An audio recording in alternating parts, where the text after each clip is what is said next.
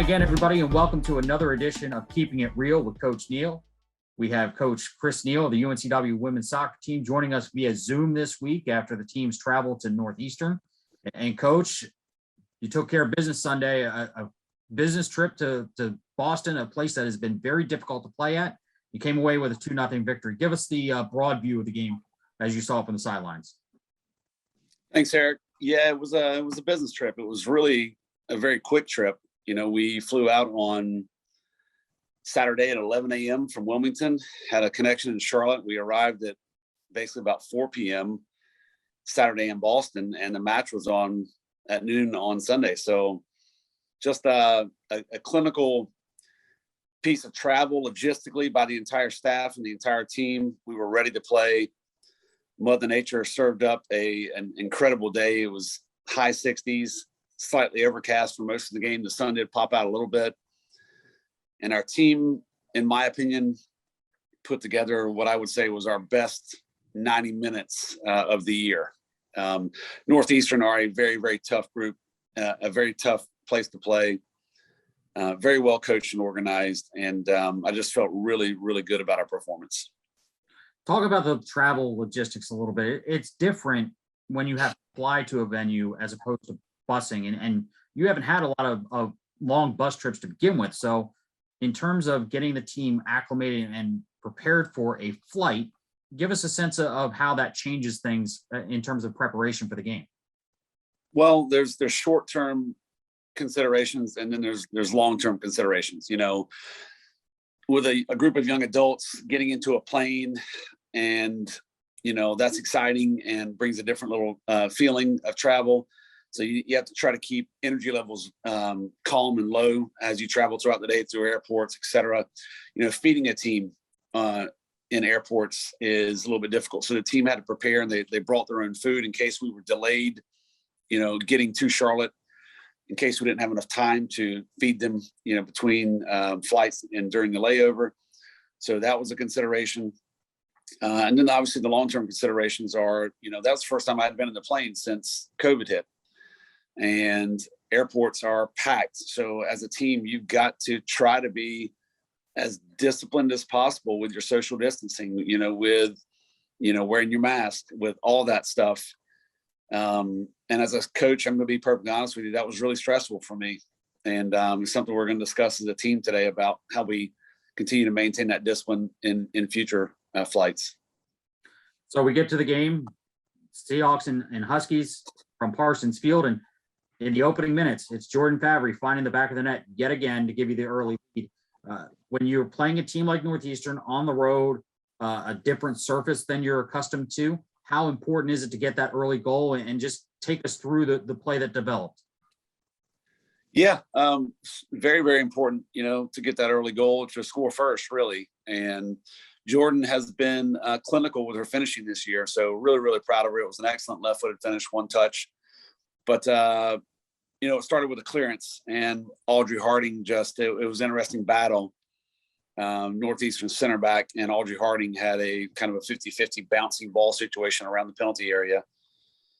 And Audrey just got up and won it. And she was able to get into the penalty box and get in line. And Northeastern did a good job of shutting down the near push run, but Jordan was available for the drag back. And Audrey found her perfectly with the right weight. And then Jordan was able to hit it first time. So just a well-worked, you know, what we refer to as East Side goal. Really proud of him for that one. Jordan now with 5 goals on the year, 4 assists to lead the ball club. And Coach, as you take through that game and then you get the insurance goal late from Sophie Treppel, how much did the momentum shift between those 2 goals? It looked like Northeastern had a couple of opportunities, but it was really a tough battle from both sides.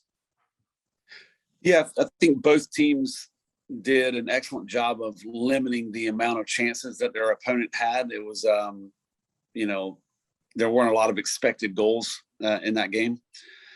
But that second goal allowed us to certainly exhale a little bit. You know, we knew that there were going to be moments in that game where we were going to have to bend a little bit, but not break. Northeastern, it was their senior day. Obviously going to be a lot of emotion involved with that at home for them. So we knew there were going to be spells, and that spell really came in the first half. I'd say about the 25 to 40-minute mark of that first half, Northeastern put us under a good amount of pressure, and the girls bent, but we didn't break, and it was an excellent defensive performance. But that second one, that was definitely a big exhale, and I think that certainly took the wind out of their sails. And we kind of rode the momentum of that throughout the rest of the match. We didn't really feel much pressure toward the end. Sophie Treppel was named the CAA Rookie of the Week on Monday, and she's really become a stalwart for you on the defensive side in these last handful of games. How important is it for your young group to come away with these types of results? You have a lot of youth in your roster, and, from Kaylee Bierman to Sophie Treppel and others, up front. To get these results has to be a confidence boost for that group. Yeah, these first-year players are learning what the league's all about, and they're learning how hard it is to win on the road and how hard it is to win in general. So anytime I think we got a chance to play probably 20 players maybe on Sunday. So that was another benefit for those young players. And we played a good amount of freshmen, got minutes and experience in those matches.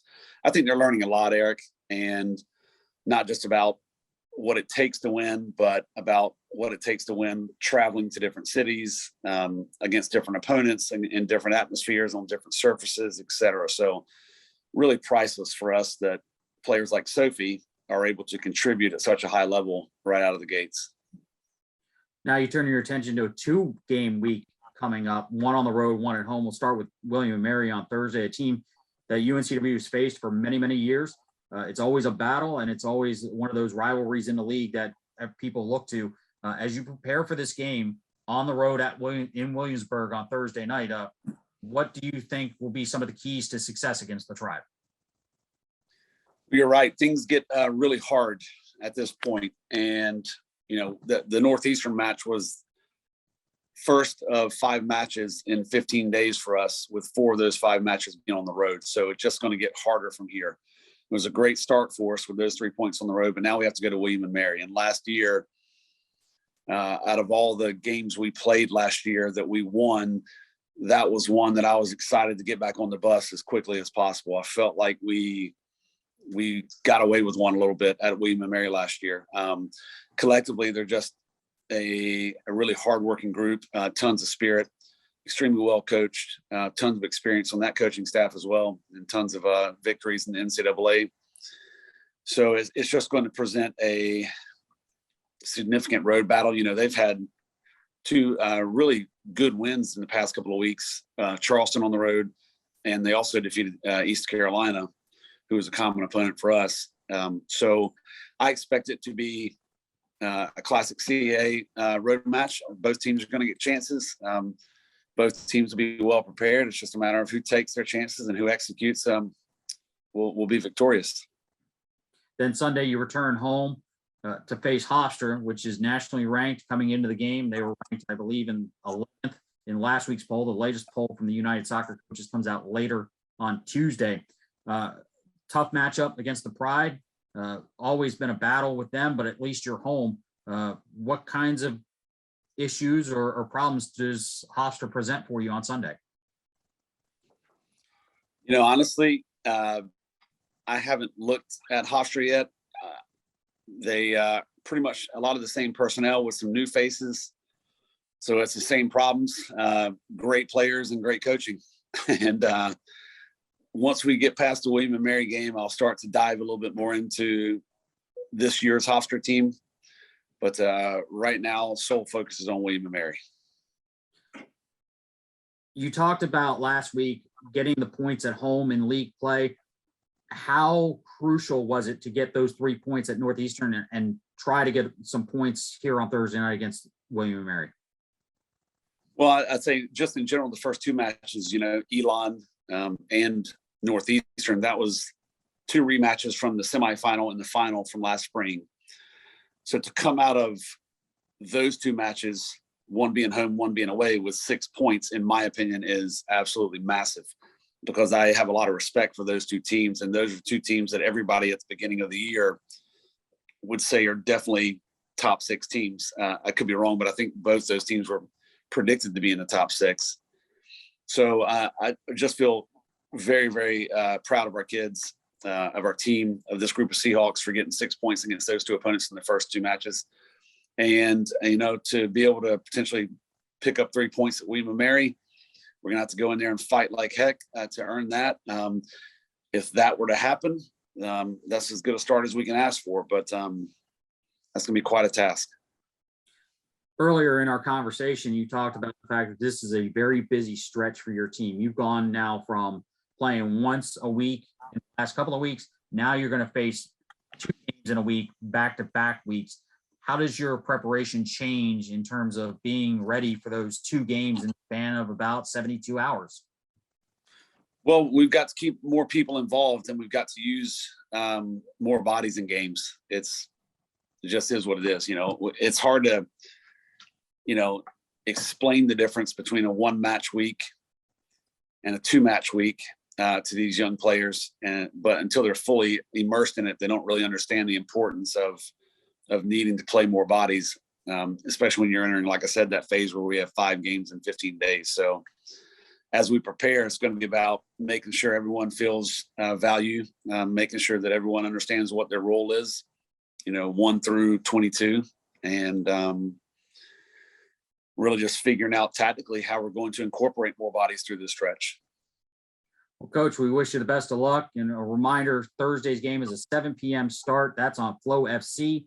Sunday is a noon start at UNCW Soccer Stadium. Again, the game on Flow FC, and tickets available at uncwsports.com/buy tickets. Coach, thanks for the time. We'll chat with you again next week. Thank you, Eric. See you. That's head coach Chris Neal, the UNCW women's soccer program. I'm Eric Root. Thanks for joining us. We'll see you next week for another edition of Keeping It Real with Coach Neal.